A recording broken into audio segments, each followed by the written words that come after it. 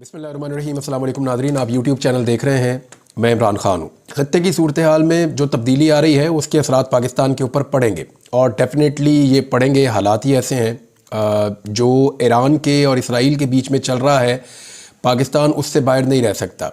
अब तक की जो इतलात है उसके मुताबिक ये है कि इसराइली फ़िज़ाइया की ईरान में कार्रवाई की इतलात आई है और ये अमेरिकन मीडिया ने इसको शाया किया है। थोड़े दिन पहले आपको याद होगा कि ईरान ने एक अटैक किया था इसराइल के ऊपर और बकौल ईरान के वो एक कामयाब हमला था, जबकि दुनिया भर में इस हमले के ऊपर बहुत ज़्यादा बातचीत हुई। अक़वाम मुत्तहिदा का एक इजलास भी सलामती कौंसिल का इस पर बुलाया गया और ईरान के दावे के मुताबिक उन्होंने इसराइल को काफ़ी नुकसान पहुँचाया। दूसरी तरफ इसराइल का और अमेरिका का ये कहना है कि उन्होंने अपने जो एंटी मिसाइल सिस्टम है या जो पैट्रियट का एक डिफेंस सिस्टम है या उनके पास आयरन डूम का सिस्टम है, उसके ज़रिए से अपने आप को प्रोटेक्ट किया है। ये उनका अपना दावा है, लेकिन ईरान के बकौल उन्होंने एक हवाई अड्डे को नुकसान पहुंचाया और दीगर कुछ जगहों को उन्होंने टारगेट किया था और ये फ़ौजी तनसीबात थी या ऐसे एरियाज़ थे जहाँ पे फ़ौज या फ़ौज से मुताल्लिका सामान था, जहाँ उन्होंने अटैक किया। अब ईरान के ऊपर इसराइल ने कहा था कि वक्त आने के ऊपर वो अटैक करेंगे। कोई एक्सपेक्ट नहीं कर रहा था कि इसराइल इस वक्त एक नई लड़ाई के अंदर अपने आप को धकेल देगा, क्योंकि अमेरिका ने इसराइल को ये कहा था कि अगर आप अटैक करने जाएंगे ईरान के ऊपर तो हम आपके साथ नहीं आएंगे, क्योंकि इसराइल के अटैक की सूरत में ईरान ने कहा था कि हम वापस जवाब तो हर दफ़ा देंगे, लेकिन अगर अमेरिका इसराइल के साथ मिलकर अटैक करेगा, हमें पता चलेगा तो हम अमेरिका का जो बहरी बेड़ा है इस खित्ते के अंदर उसके ऊपर अटैक कर देंगे और उसको बचाना अमेरिका के लिए बहुत ज़रूरी है। तो अमेरिका को अब ईरान के ऊपर अगर बराह रास्त कोई अटैक करना है तो उसको ज़रूरत होगी ऐसे अड्डों की या ऐसी एयर स्पेस की जिसको वो इस्तेमाल कर सके ईरान के ख़िलाफ़। ख़ास तौर पे उसको इराक़ से सपोर्ट चाहिए होगी, तुर्की से चाहिए हो सकती है, पाकिस्तान से उसको चाहिए हो सकती है। और कुछ खबरें ऐसे ही अभी तक उनकी तस्दीक नहीं हो सकी, लेकिन कुछ लोग दावा कर रहे थे कि शायद अमेरिका के पास बलूचिस्तान में कोई बंदोबस्त है। कुछ लोग ये दावा कर रहे थे, लेकिन तस्दीक अभी तक नहीं हुई। ऐसी चीज़ों की तस्दीक पाकिस्तान जैसे मुल्कों में बहुत देर से होती है, फौरी तौर पे चीज़ें पता नहीं चलती। बहरहाल अमेरिकन मीडिया ने दावा किया कि ईरान में इसराइली फ़िज़ाइया की कार्रवाई की इतलात है। अमरीकी मीडिया के मुताबिक इसराइली फ़िज़ाइया की जानिब से अस्फ़हान हवाई अड्डे के करीब कार्रवाई की इतलात है, जबकि ईरानी सूबे अस्फ़हान में एयर डिफेंस सिस्टम भी फ़ाल कर दिया गया है और ईरान के वसी इलाकाई अस्फ़हान वहाँ धमाके की आवाज़ सुनी गई है। साथ ही जो शाम के असवीदा गवर्नरेट में भी धमाके की इतलात है। अमरीकी मीडिया ने दावा किया कि इराक़ में बगदाद और बाबल गवर्नरेट में भी धमाके हुए हैं, ताहम किसी जानी नुकसान की ताहाल कोई इतला मौसूल नहीं हुई। ईरानी खबर रसा एजेंसी जो है उसके मुताबिक ईरान ने अपने बहुत सारे शहरों में एयर डिफेंस सिस्टम को फ़ाल कर दिया है। अस्फ़हान और शराज के लिए परवाज़ें मुअत्तल कर दी गई हैं, जबकि तेहरान एयरपोर्ट पर परवाज़ों की मनसूखी के ऐलानात के साथ लोगों को घर जाने की हदायत कर दी गई। ये ईरान और इसराइल के बीच में चल रहा है।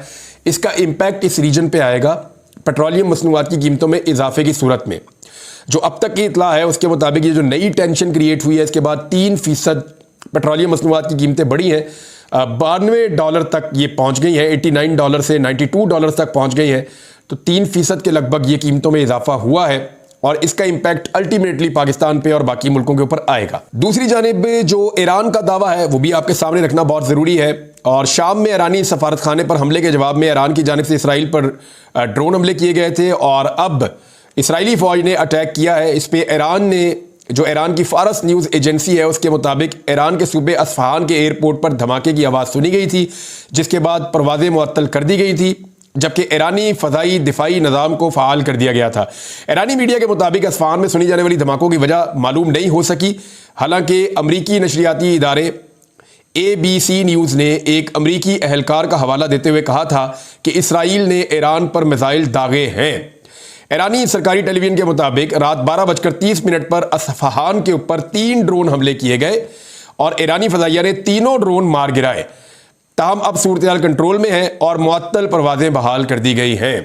यानी ये ईरान की जानिब से है कि हमारे ऊपर अटैक ज़रूर आया है, लेकिन हमने उससे अपने आप को बचाया है। साथ ही वो कह रहे हैं कि हमारी जो जौहरी तनसीबात हैं, जो हमारे एटमी असासे हैं ईरान के, वो मुकम्मल तौर पर महफूज हैं।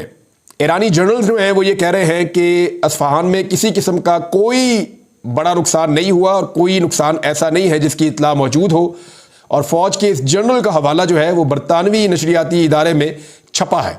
ईरान ने फौरी तौर पर वार्निंग जारी की है और ईरानी सदर इब्राहिम रईसी ने दो टोक अल्फाज में खबरदार पहले भी किया था।